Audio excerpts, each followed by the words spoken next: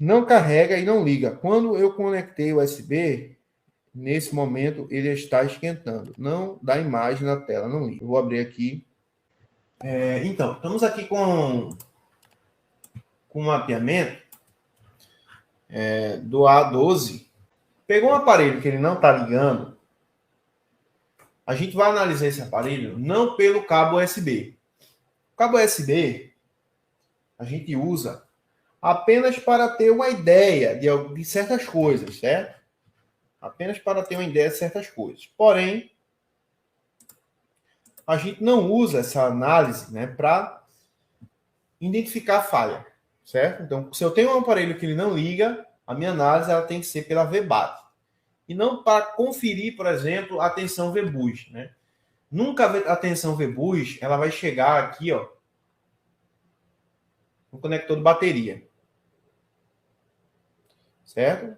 Conectou aqui no cabo USB, essa tensão ela nunca vai chegar aqui, ó, como 5 volts, nem como 4 volts.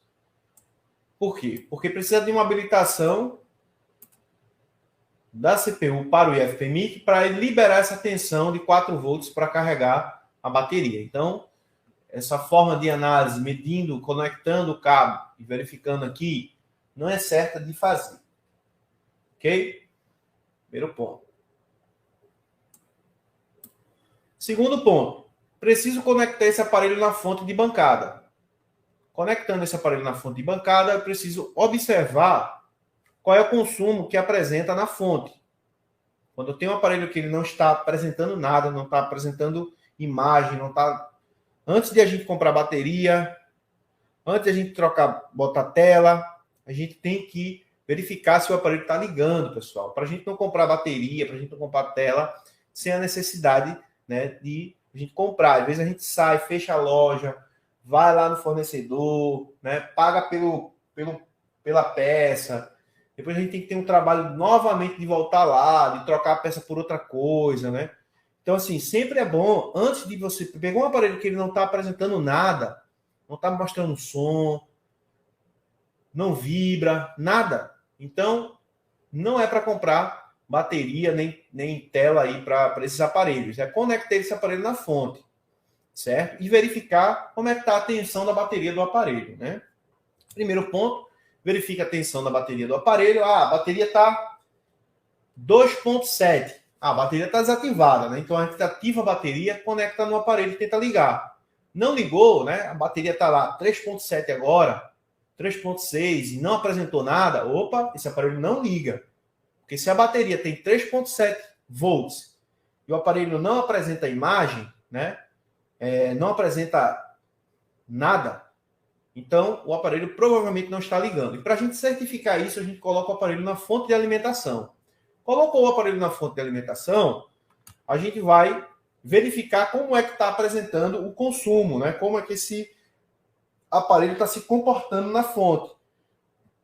Se o aparelho, quando eu conecto o meu cabo da fonte, quando eu conecto aqui, esse aparelho apresenta um consumo na fonte, então já dá para entender que aqui eu tenho um consumo primário, certo? Componente ligado à malha primária, malha VBAT, por exemplo, aqui, ó, todos os componentes que tiverem ligado a ela são componentes suspeitos, certo? Eu posso ter um consumo aqui de 40 mA, de 50 mA, que pode ser que esteja ligada à minha VPH-PWR. VPH-PWR e VBAT são malhas irmãs, certo? Ligada por uma ponte que se chama IFPMIC. Então, o IFPMIC chega aqui a VBAT, um pinozinho aqui, e o IFPMIC ele vai ligar a VBAT na VPH-PWR quando houver a necessidade. Ok? Então, ó, coloquei a bateria, o IFPMIC fez a ponte aqui.